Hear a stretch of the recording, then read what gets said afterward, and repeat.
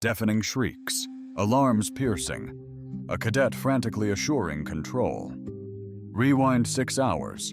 The esteemed Galactic Military Academy's orientation dawned, mirroring centuries past. Immaculate halls shimmering under artificial suns. Holographic banners showcasing the Academy's credo in 47 tongues. Unwavering excellence through unity.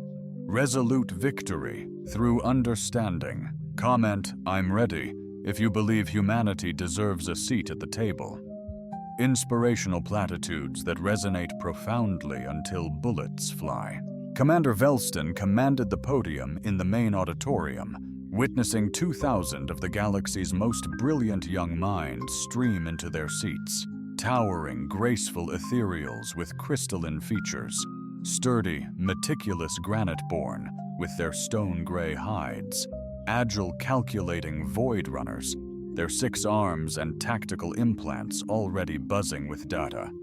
Each, the pinnacle of their cultures, present because they'd demonstrated the capacity to conquer any challenge the galaxy hurled at them, all poised to discover just how mistaken they were. Greetings, cadets! To the most revered military academy across explored galaxies, Velston commenced, his 4 vocal cords weaving an alluring cadence that amplified Alulian authority. Over these upcoming cycles, you shall be molded into the visionary leaders our galaxy desperately requires. Mastery of strategy, advanced tactics, resilience, and adaptation awaits. The rear doors then whispered open, seizing every gaze as a lone figure entered. This was no common sight. Bipedal, of unassuming stature, bearing only 2 arms, and possessing features so ordinary they hinted at a world where camouflage signified seamless integration with the terrestrial rather than stellar realms. A wave of hushed murmurs swept across the auditorium, not malicious, but intensely curious. Most cadets had only heard tales of humans. Earth's connection with galactic society was a recent 18-month occurrence, a cautious merging. The human cadet, a young woman with cropped brown hair and the casual self-assurance bred from a perilous upbringing, surveyed the room, identified an available seat midway, and proceeded. Commander Velston adjusted his vocalizer. The resonance sliced through the murmurs with razor sharpness, and as I proclaimed, "You'll comprehend the true weight of safeguarding not only your own realms, but the whole intergalactic fellowship. You'll confront trials that'll scrutinize every fiber of your being." "Apologies for my tardiness," the human declared, navigating toward the vacant seat. A solar tempest caused a delay in transit. "You grasp the situation, surely." Slipping into the seat nestled between a Void Runner cadet and an ethereal, she noted their subtle recoil, not driven by malice, but rather a primal instinct to avoid the unfamiliar. If the human noticed, she betrayed no concern. Commander Velston's mandibles clicked, a patiently resigned gesture in Alotarian. "Cadet Riley Thompson, Earth Exchange Program, I presume?" she inquired. Thompson offered a gesture that vaguely resembled a salute, more akin to a nonchalant wave. "My pleasure to be here, Commander." The runner beside her craned his neck. His translator transmuted his chattering clicks into standard galactic. "That's the new world, correct? The one discovered in the Outer Rim." "That's us," Riley chirped. "Third rock from a yellow star, decidedly unpretentious." "Fascinating," murmured the ethereal being beside her. "I perused the initial contact reports. Your species attained faster-than-light travel, devoid of quantum consciousness integration, remarkably unconventional." Riley grinned. "We excel at ingenious improvisation." Commander Velston's ever-watchful gaze swept over them. During his 30-year tenure instructing, he'd developed an uncanny knack for identifying potential problems, often manifesting as cadets who arrogantly dismissed their instructor's expertise, or those spoiled by their domestic forces and needing a rude awakening. Yet this human defied categorization. Her authentic affability and almost disconcerting composure should have been his initial alarm bell. "Very well, Cadet Thompson. As I was articulating to your cohort, this academy will relentlessly push you beyond the limits of your previous training. Prepare to confront meticulously recreated combat simulations derived from genuine interstellar skirmishes. You will master survival in deadly environments, fatal to most beings within moments. Uncover the profound meaning of surpassing boundaries." Murmurs of thrilled anticipation swept through the auditorium. Granite-born cadets remained unreadable. Ethereals seemed contemplative. Void runners likely initiated tactical simulations. Riley appeared intrigued. "Planetary classification and environmental adaptation," Curveston proceeded, "will constitute your initial instruction. Grasping the diverse spectrum of environments you might safeguard or invade is pivotal for triumph in warfare." The room darkened, holographic projections shimmering into existence, revealing breathtaking alien landscapes suspended above. Lush garden worlds, their crystal oceans gleaming, desolate desert planets, the sands whispering secrets in eerie melodies, frigid ice worlds, auroras twirling through frozen methane flurries. "These," the commander declared, "are Class M worlds, habitable for the majority of known life, boasting pleasant temperatures, breathable atmospheres, and negligible ecological dangers.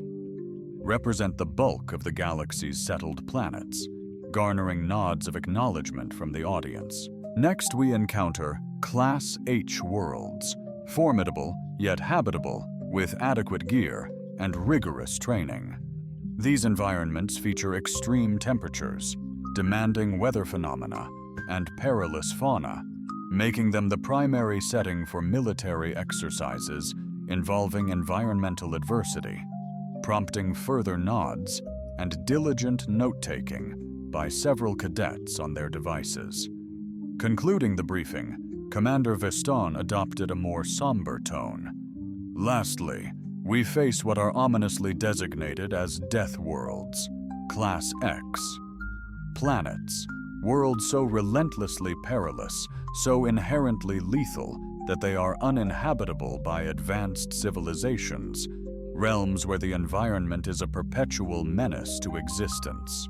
The holographic projection morphed, revealing a nightmarish vista, corrosive showers eroding crystalline structures, unpredictable gravity fluctuations, and colossal predators rivaling spacecraft in size, prowling in packs. A smattering of uneasy laughter rippled through the room. These were the galaxy's elite minds, yet they understood a deadly threat when they saw it. "Death worlds are uncommon," the commander went on. "In our exploration of over 10,000 star systems, barely 30 planets earn the Class X label, symbolizing ultimate environmental devastation. No known civilization originated on such death worlds, defying our understanding of intelligent life's genesis." More uneasy chuckles rippled through the room as cadets, some visibly shaken, stared at the grim images. Riley finally spoke up, hand raised. "Cadet Thompson here. So what precisely defines a death world?" she inquired, her curiosity palpable. Commander Velston blinked all four eyes, surprised by the unexpected question. "The criteria are quite specific. Extreme weather variations, predators evolved for maximum lethality, unstable geological activity, and atmospheric conditions that change without warning. Essentially, Any world where the baseline environmental conditions would kill an unprotected sentient being within hours. Riley nodded thoughtfully. And you said no intelligent species has ever evolved on one of these worlds. He replied, that's an exceptional assertion, as biological constraints render that impossible. Riley surveyed her fellow cadets before returning her gaze to the commander. Then how is Earth categorized? The question lingered like a volatile plasma charge.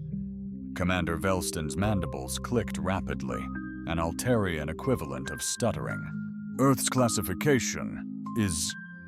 He fumbled with his data tablet, his movements now noticeably less fluid. His fingers danced across the screen, displaying archives, cross-verifying data, meticulously fact-checking, praying he'd imagined it. Auditorium silence tightened. A breaking point. Earth. Commander Stone's voice, a near whisper. Earth's designated X-Prime. Silence. Riley's neighbor. What's X-Prime? Velston's mandibles, a frantic maraca rhythm. X-Prime's theoretical. Categorization implies a lethal planet, so incredibly harsh that even our most advanced simulations struggle to interpret the environmental metrics. Each trainee in the lecture hall pivoted to fixate on Riley. She returned their gaze with the countenance of one freshly realizing their beloved canine was, in truth, a mythical beast. Hold on, seriously? She retrieved her data slate and initiated a rapid scroll. Let's verify these orientation materials. Ah, yes. Earth gravity. 1.2x galactic norm. Atmospheric makeup. 21%. Oxygen, that elucidates the odd glances I've encountered. Seismic events, incessant weather phenomena encompass supercell thunderstorms, tornadoes, hurricanes, blizzards, heat waves, ice storms, and cyclical inundation. She glanced upwards. This all appears rather mundane to me. The spectral cadet beside her had faded entirely. Transparent. Their species' stress response, 21% oxygen. That's scarcely breathable. Most species necessitate supplemental breathing. Apparatus exceeding 12%. Indeed. Riley blinked. No surprise, everyone appears somewhat breathless. Should I be concerned regarding oxygen toxicity? Or similar, Cadet Thompson? Commander Stone interjected, his tone impeccably measured. Perhaps you could elucidate the prevalent weather phenomena on your native planet. Absolutely. Location is key, of course. Hailing from the Pacific Northwest, we're inundated with rainfall. Approximately 8 months annually. At times, it's so torrential, visibility is severely limited, even across a street. Several cadets diligently scribbled, not with the routine of a typical lecture, but with the urgency of deciphering an improbable, yet unfolding, reality. During the summers, prompted the commander, remarkably pleasant, peaking around 90 degrees Fahrenheit, a sizzling 32 degrees galactic standard. She paused, calculating. Occasionally, scorching heat waves surpass 100, posing genuine risks if proper hydration isn't maintained. The granite-born cadet, 3 rows ahead, swiveled. His species thrived on a planet averaging a frigid 12 degrees below freezing. 32 degrees. That's nearing the disintegration threshold for most organic matter. Heatstroke is certainly no laughing matter, Riley concurred. Therefore, we pioneered climate control, recreational water havens, and delightful frozen confections. The Void Runner's sextet of limbs danced, capturing knowledge with unparalleled swiftness. Icy, creamy delicacies, consumed for their refreshing coolness. Commander Felston felt the lecture slipping away. a planetary classification introduction transforming into an unexpected exploration of a species uniquely adapted for extreme conditions.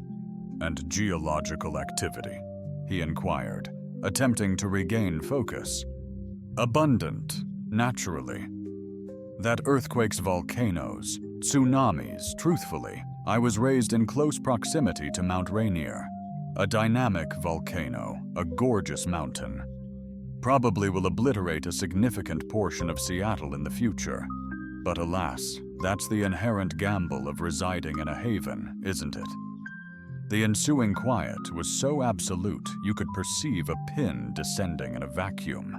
You dwell adjacent to an active volcano, the ethereal stated deliberately, and you deem that a paradise indeed, the soil's exceptionally rich in nutrients due to the ancient ash depositions, ideal for cultivating plants. Furthermore, the panoramas are breathtaking. Commander Veldon glanced downward, absorbed in his datapad. The unearthed files revealed Earth's tumultuous nature, boasting around 1,500 daily quakes, 570 annual volcanic events, and relentless tsunamis dramatically altering coastlines. Unbelievably, humans thrived there, he stated with cautious intrigue. Katie Thompson, enlighten us about the biodiversity of your planet. Riley's face radiated excitement. We boast extraordinary fauna, majestic bears, cunning wolves, elusive mountain lions, formidable sharks, ethereal jellyfish, intricate spiders, and mysterious snakes. I apologize, the Void Runner interjected. Did you mention bears? Absolutely. They're colossal, intelligent, furry mammals. Black bears are generally docile, but be wary of grizzlies. They can reach 800 pounds and sprint at 30 mph. And these bears, they coexist on your world. Indeed. We strive to maintain distance, but encounters on hiking trails are inevitable. Standard protocol involves making noise to avoid startling them, carrying bear spray as a precaution, and never, ever coming between a mother and her cubs. The auditorium had become eerily silent, making the environmental system roar like a squadron of locomotives. Bear questioned the granite-born cadet, his tone betraying a reluctance for the answer. A chemical deterrent, akin to super-concentrated pepper spray, but more potent. It's usually effective, though sometimes you need to amplify your presence and vocalize forcefully. One only challenges 800 predators if they exhibit aggression. Frequently, their trepidation surpasses your own. Commander Vellington was commencing to understand why Earth's assimilation into galactic civilization was unfolding at a snail's pace. It wasn't bureaucracy or disparities in customs. It was the dawning recognition that humans were the galaxy's equivalent of amiable Lovecraftian entities. What about cataclysms? He inquired, though he suspected he'd regret asking. Oh, those are a blast. It hinges on location. We endure cyclones on the eastern seaboard, massive spiraling vortexes boasting winds surpassing 160 kph. The heartland contends with twisters akin to cyclones, but more comic and intense. California contends with seismic upheavals, and blizzards besiege the northern states, blanketing them in up to 6 feet of snow in a single night. Oh, and occasionally we experience solar flares that cripple our electronics, and while asteroid impacts are exceptionally rare, rest assured, we have an entire department dedicated to meticulously tracking potentially hazardous space rocks, just in case. The spectral cadet had transcended mere transparency, verging on complete invisibility. How? How does one even endure? Riley appeared genuinely perplexed by the inquiry. What do you mean? It's not that dire. I concede nature presents hazards. yet we possess forecasts and safety measures. Predominantly, it's quite pleasant. Commander Velston etched a decision he'd forever regret. Cadet Thompson, would you oblige me by remaining post-lecture? I believe supplementary orientation is in order. Absolutely. No problem, Riley responded with an effortlessly self-assured smile, born from. Raised amidst commonplace environmental perils, they were simply ingrained into the fabric of our existence. As the other cadets departed, several offering concerned looks toward the human, the commander engaged his personal communicator.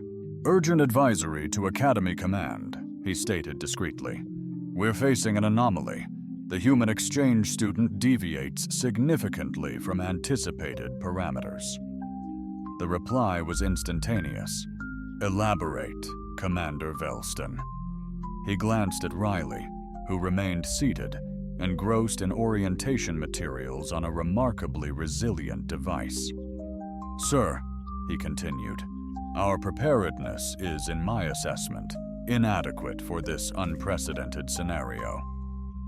However, the truly astonishing revelation unfolded 3 hours later. The Academy's entire computer network catastrophically failed while attempting to analyze Riley's routine medical and psychological assessment data. The Academy's sophisticated survival simulation chamber, unparalleled in its resilience, had never experienced such a complete system failure. Developed by the Nexari, a race renowned for their meticulous nature, exemplified by their 3-century endeavor to optimize the angle of their military salutes, the chamber flawlessly recreated any known environmental condition, from the immense gravitational forces found on neutron star surfaces to the finely tuned atmospheric equilibrium of crystalline planets. It had previously assessed. Over half a century, it challenged countless cadets, pushing alien warriors far beyond their perceived limits, forging a legacy as the ultimate gauge of bodily endurance before collapse. Riley Thompson shattered it in a mere 12 minutes. This is surprisingly pleasant, she remarked, standing amidst what chamber computers identified as Extreme Arctic Scenario 7, where external monitors displayed a frigid 43 degrees galactic standard, and hurricane-strength winds howled, laden with blinding ice shards. Seconds ticked by as Riley shed her environmental suit jacket. The air hung exquisitely, each exhale a fleeting, solidifying cloud reminiscent of Montana's winter holidays. We absolutely must construct a snow fort, she declared. Veteran instructor Nate observed from behind the glass, a disbelieving expression etching itself onto his face. 3 decades of honing survival skills hadn't prepared him for this. He'd witnessed countless cadets, from every corner of the galaxy, falter under pressure. Even stone-forged warriors succumb to the cold. Temperatures barely registering as a cool breeze to me, she envisioned recreational havens. Computer, he murmured, elevate environmental intensity to peak parameters. The system cautioned, Arctic scenario maximum parameters surpass safety thresholds for all recognized species, excluding theoretical extremophiles. Override safety protocols. Authorization, NARC, Etvan Alpha. Safety protocols disengaged. Environmental intensity escalated. External readings surged. Wind velocity skyrocketed to 200 km/h, and the temperature plunged an additional 15 degrees. Rapid ice accretion blurred the chamber's cameras. Riley, gazing around, amplified her voice against the wind. Increase the challenge. This is practically balmy compared to Minneapolis. The computer then emitted unprecedented, alarming sounds. Critical system failure, the voice declared, laced with unsettling bewilderment. Atmospheric conditions critically compromised. Safety limits breached. Unable to escalate countermeasures. Commencing emergency recalibration sequence. Recalibrating. Malfunction detected. System critical. Sparks erupting from control panel. Emergency shutdown initiated, Natick commanded. Response unattainable. System-wide cascade failure in progress. Activating fail-safe emergency protocols. The Chamber's environmental regulators weren't simply malfunctioning. They were undergoing a complete existential breakdown, threatening the very fabric of the experiment. The most unforgiving conditions known life could endure. They faced an anomaly, something beyond their understanding, craving environments the system couldn't possibly generate. The emergency door slammed shut with a chilling thunk. Well, Riley stated, seemingly unfazed by their predicament in a potentially lethal malfunction. This is exhilarating. Are we meant to debug this system as part of the drill? Meanwhile, NK desperately wrestled with the manual override. Cadet Thompson, please proceed to the Chamber's center. Avoid contact with surfaces. We're having technical difficulties. No worries. Riley strode to the Chamber's heart, her jacket still casually unzipped and settled cross-legged on the icy ground. Take your time. I'm prepared.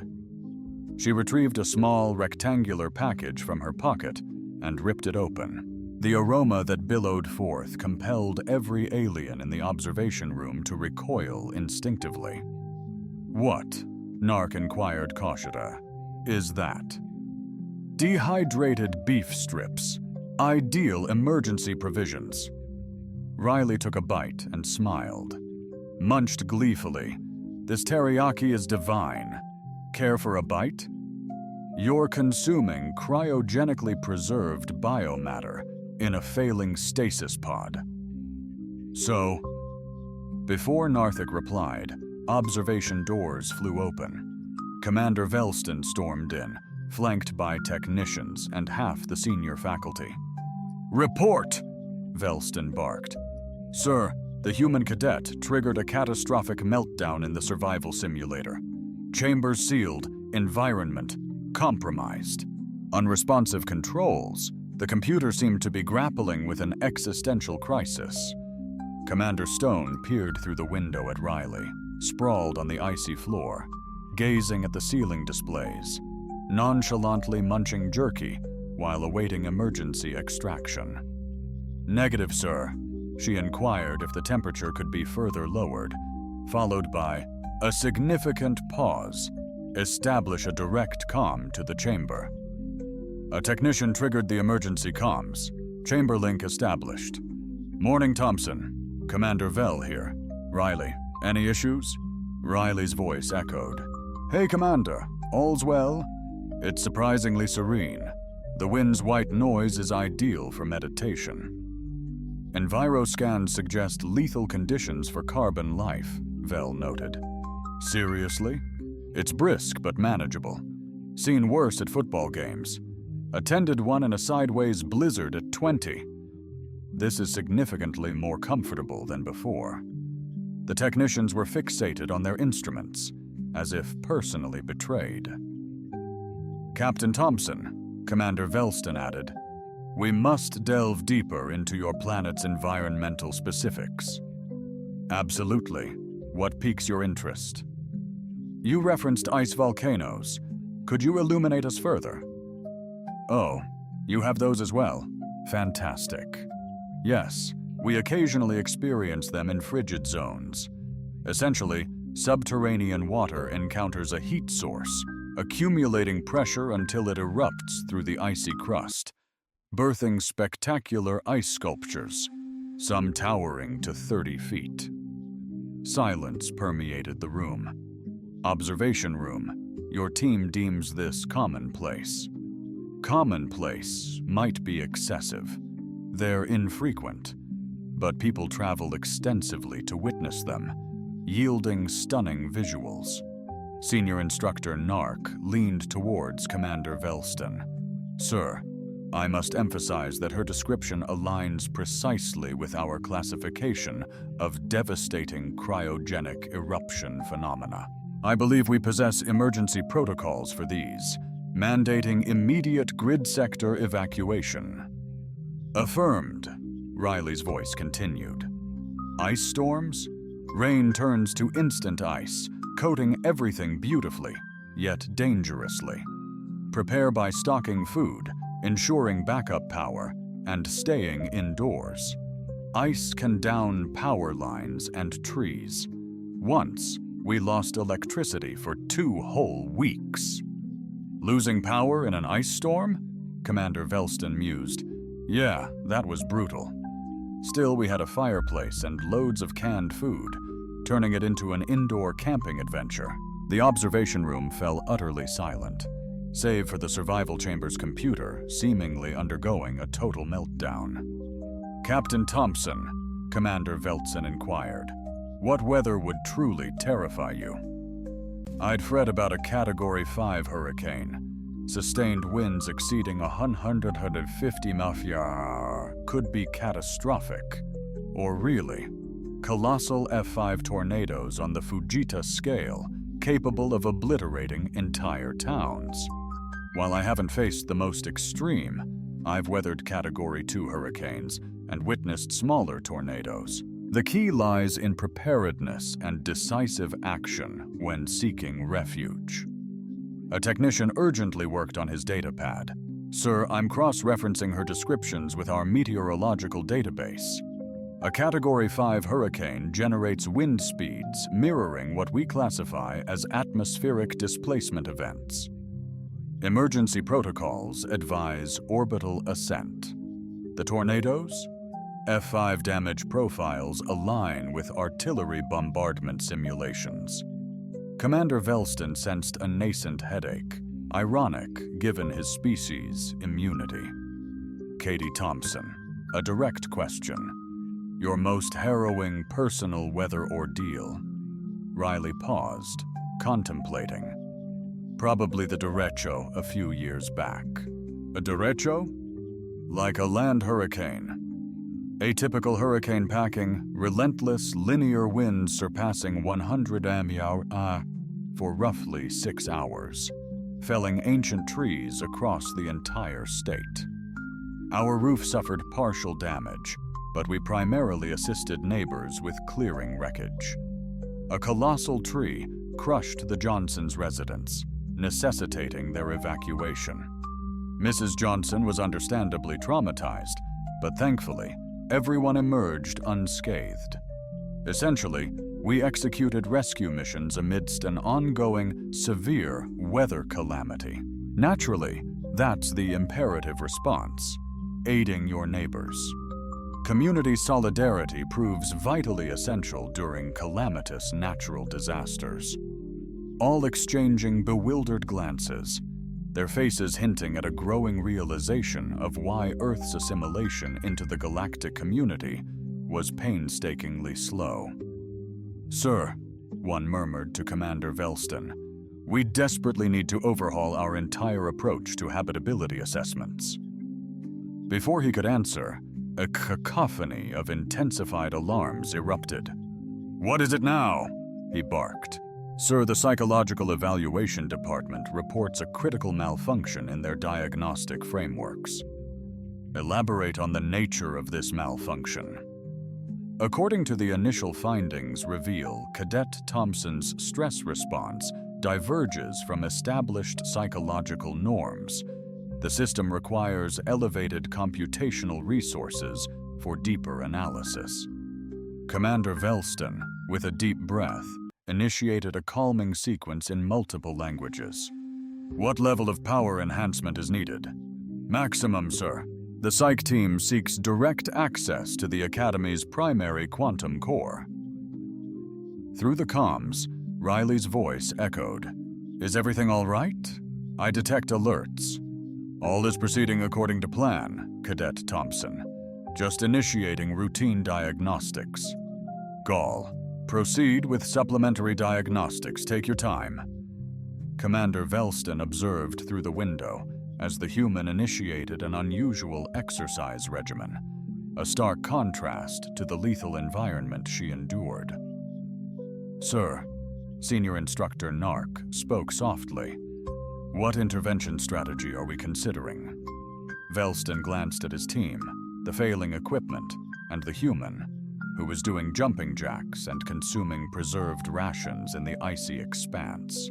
He then made a critical decision that could potentially rescue all of them or doom them to destruction. Jeopardize his legacy or conclude it dramatically. "We're convening an urgent faculty assembly," he declared, followed by a total overhaul of every survival training guideline in the Academy's archives. Yet the true bombshell detonated an hour later. Riley's medical assessment had triggered automated red flags across 17 star systems, each echoing the same urgent query. "Are you unequivocally certain this species poses no threat?" The Galactic Military Academy's quantum database core was engineered for absolute permanence. Forged by the cosmos's most evolved minds, it housed a millennia-spanning archive of martial wisdom from 47 alien races, encompassing empire-shattering tactics, survival protocols honed on the deadliest planets, and deep-dive psychological assessments of every Academy trainee. It was deemed impervious, impenetrable, flawlessly secure, until Cadet Riley Thompson breached it with a simple request, accessing planetary studies homework, and she elucidated to the librarian, a gentle information custodian whose lineage had curated knowledge repositories predating humanity's mastery of fire. "Our task involves scrutinizing 3 distinct planetary ecosystems and contrasting their respective environmental predicaments." A seemingly standard routine freshman assignment, the kind effortlessly processed thousands of times daily by the database, encountered an unexpected glitch. Riley's student profile, linked to her homeworld classification, triggered a cascade of errors when cross-referencing Earth with the Class X' Deathworld. Something utterly broke down. The initial alarming indication manifested as Librarian Alexandra's workstation began spewing arcane error messages, ancient precursor script transcribing across the monitor, succeeded by mathematical equations seemingly expressing profound, existential uncertainty. Highly unprecedented. Alexandra's bioluminescent patches shimmered, a chaotic display signaling profound bewilderment. "The system appears to struggle with your request." "Oh, that's not unusual?" Riley chirped. "Back home, our university databases frequently buckle under the weight of climate change research. Simply too much data to handle." Alexandra's lights extinguished completely. A luminary system reboot. "Climate change research overloads your databases?"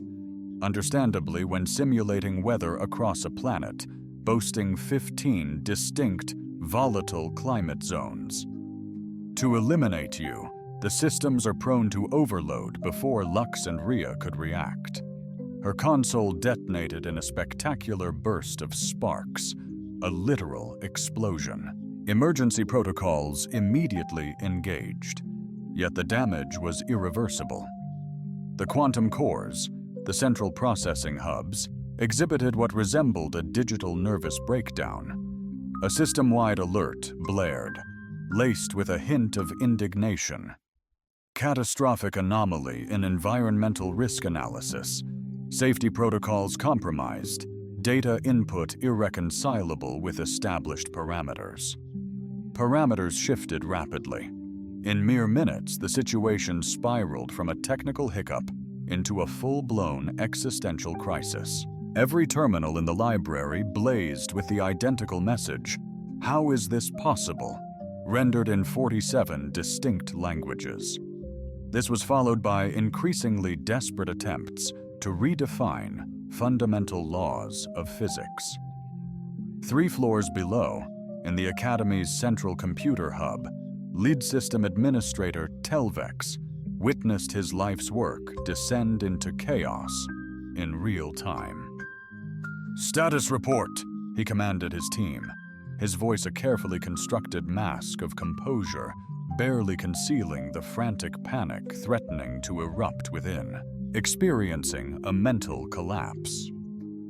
"Captain, the Central Processing Unit is struggling to interpret Earth's environmental data," announced Junior Technician Haven, her 6 arms dancing across the control panels.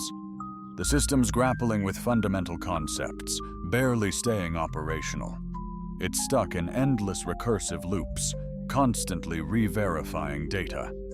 Each time it confirms the accuracy, it restarts the verification, baffled by the illogical results."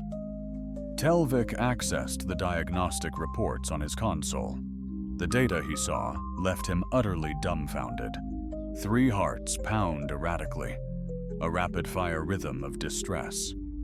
The system wasn't merely fulfilling Riley's academic query. It had initiated an in-depth examination of humanity, cross-referencing all accessible data on Earth with the Academy's advanced contingency plans.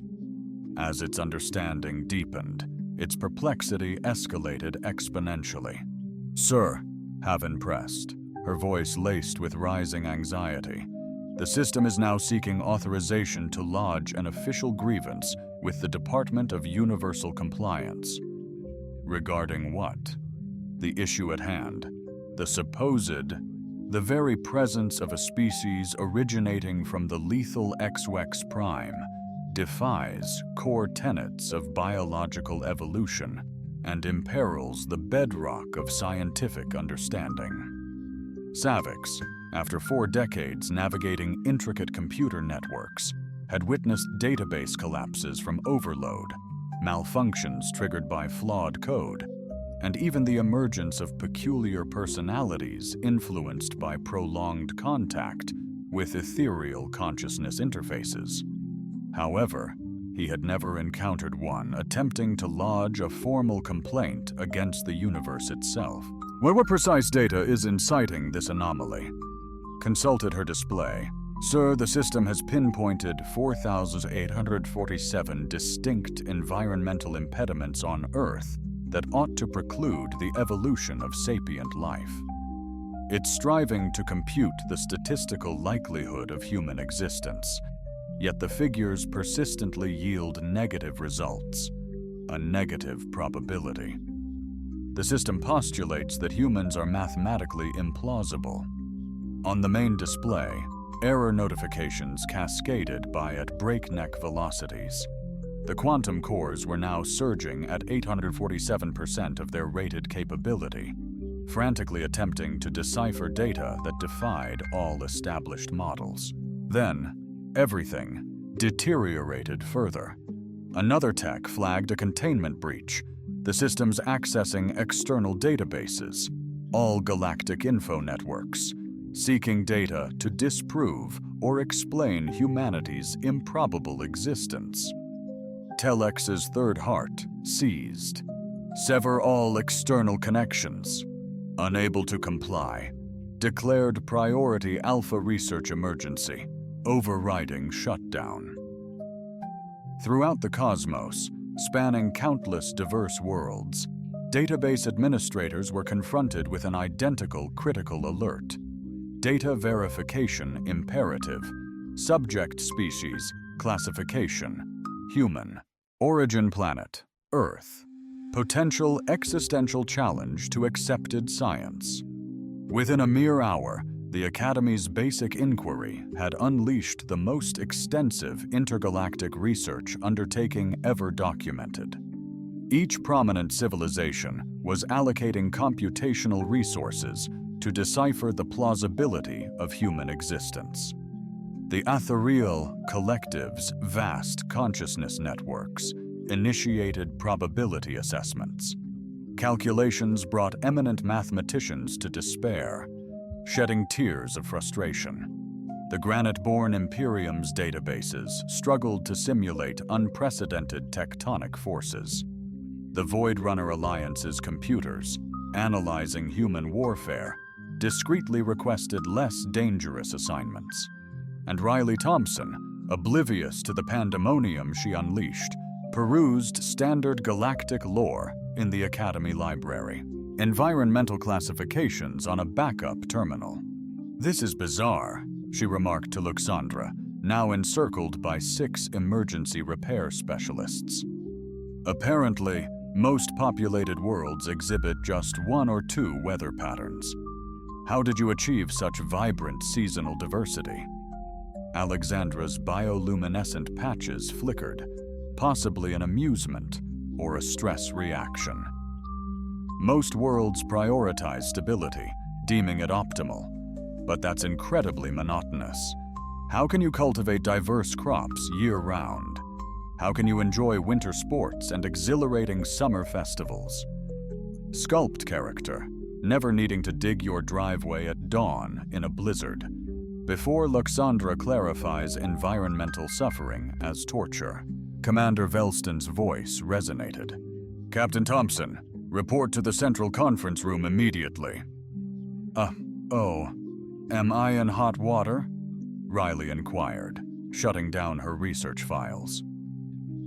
Alexandra surveyed the smoldering remnants of her information systems, the panicked technicians, and the screens still spewing gibberish error codes.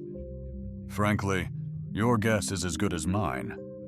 Riley gathered her belongings and made for the exit, pausing briefly to bid farewell to the librarians. "Thanks a million for everything. So sorry for the tech hiccups. It's just so unpredictable sometimes." The moment she stepped outside, Luxandra activated her emergency comm. "Section 7 Library calling Academy Command. Subject has exited the premises. I repeat, subject has departed." Crafting prose that vibrant Segment 7 preliminary impairment evaluation standards. 20 minutes afterward, Riley discovered herself positioned in the Academy's grandest meeting chamber, confronting seemingly every veteran educator within the organization. Principal Velston presided at the forefront of the desk, accompanied by division supervisors she'd previously never encountered, each scrutinizing her with visages spanning from enthrallment to scarcely contained trepidation. Pupil Thompson, Principal Valstone initiated. "It's imperative to deliberate your scholarly history. Certainly what details intrigue you. Let's embark on Earth's essential education prep. At what age do humans commence grasping environmental resilience tactics?" Riley pondered. "We don't phrase it as survival training. Yet our learning commences quite early. I mastered swimming by 5, received my initial bike around 6, and initiated family hikes at 7. Murmurs rippled around the table as instructors meticulously noted details. And more sophisticated survival proficiencies such as, you allude to camping and similar activities. I was actively involved in scouting endeavors spanning ages 8 to 18. Mastered essential wilderness survival, first aid, firecraft, advanced navigation, emergency shelter design, water purification." The growing unease was palpable. This was more than recreation. It was vital training. We camped monthly, even in winter, a thrilling challenge where hypothermia and carbon monoxide were constant threats from poorly ventilated heaters. "Carbon monoxide poisoning," the instructor emphasized grimly. "A silent killer when heating enclosed spaces with combustion. An odorless, colorless gas that can be lethal. Vigilance is key. That's why we always carried." Detectors indicated the note-taker was engrossed. "Kadak Thonson," Commander Velstone pressed on. "What did your species deem the gravest peril inherent in these pastimes?" Riley chuckled. "Predominantly each other. Toss a gaggle of adolescents into the wild with scant oversight, and they'll invariably discover innovative ways to flirt with mortality, transforming innocuous activities into near-fatal escapades. Remember Kevin's ill-fated river leap that necessitated a dozen sutures? Or Amanda's misconstrued canine encounter with a coyote? Did your leisure pursuits involve physical interaction? Encounters with apex predators are inevitable. We educate ourselves on survival tactics against the likes of bears, mountain lions, wolves, and venomous snakes. Our guidelines include: never flee from a bear. This activates their predatory drive. Instead, amplify your presence and retreat gradually, deploying bear repellent if needed. When confronting mountain lions, maintain unwavering eye contact and deter them by throwing projectiles. Against wolves, consolidate your numbers and generate significant noise. A hush fell over the conference area when I suggested throwing rocks at a mountain lion. "Apex predators," Senior Instructor Nartk intoned, his voice betraying a profound shift in his very perception of reality. "They typically only bother you if they pose an immediate threat. Employing basic prudence and common sense will usually ensure they leave you in peace." Commander Valston pressed forward, his gaze fixed on Cadet Thompson. "I must pose a vital question. When your people face genuinely perilous circumstances, situations that are undeniably life-threatening rather than merely troublesome, what is your course of action?" Riley's demeanor turned grave. "Well, it hinges on the context. In dire straits like a house ablaze or extreme weather, execute your emergency protocol. Evacuate if needs be. Assist those nearby. Liaise with first responders. For calamities like earthquakes or hurricanes, survival takes precedence, then assisting others, and subsequently reconstruction. Should the menace be far-reaching, say, planetary environmental degradation, climate change, indeed a formidable challenge, yet we are proactively addressing it through innovative avenues like renewable energy sources, advanced carbon sequestration methods, and fostering vital international collaborations and agreements. Progress is deliberate, as achieving universal consensus requires meticulous effort, but we are demonstrably advancing. Are we engaged? Absolutely. This is our shared world, and if we abdicate our responsibility, who will safeguard its future? The ensuing silence possessed a tangible gravity. Ultimately, a seasoned department head, a LexRI veteran of numerous conflicts, articulated in a hushed tone, "Commander, I formally... Authorization to overhaul our threat assessment protocols is affirmed, sir.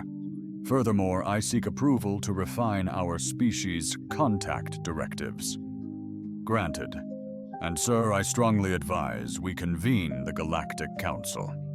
Commander Velston surveyed his team, then returned his gaze to Riley, who maintained the placid demeanor of one awaiting grown-ups to conclude their weighty deliberations. "Elaborate," he requested, though he suspected he already grasped the crux of the matter. "Because, sir, our preparedness for this scenario is, frankly, inadequate." However, the true revelation occurred 6 hours hence when every significant civilization across the galaxy intercepted the urgent transmission from the Galactic Military Academy, requesting immediate expert consultation on species classification methodologies.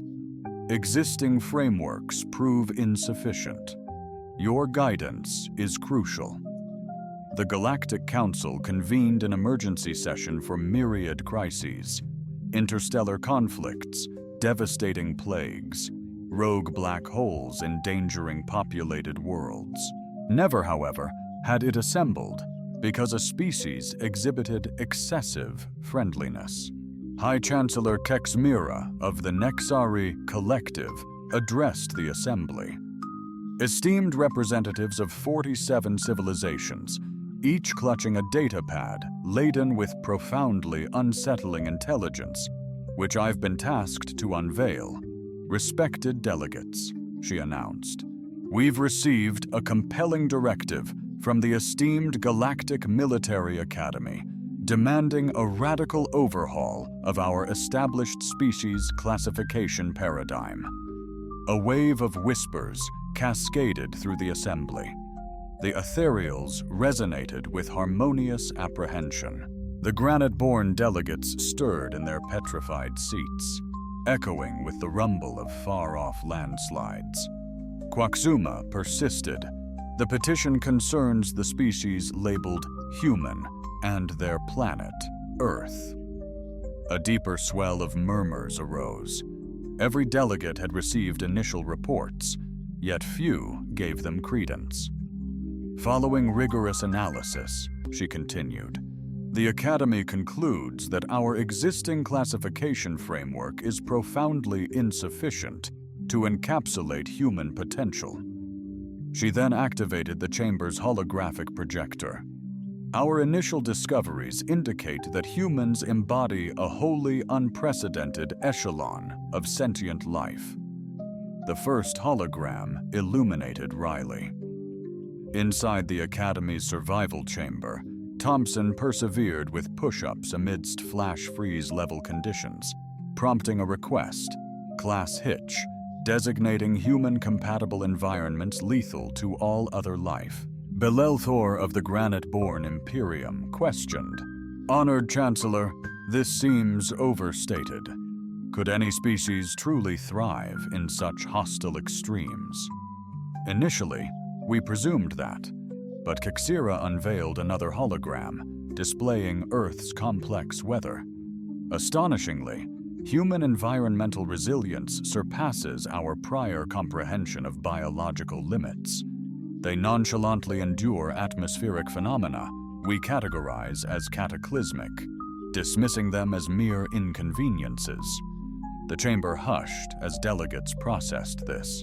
Kexmir elaborated, "Initial psychological assessments indicate humans perceive environmental trials not as existential dangers.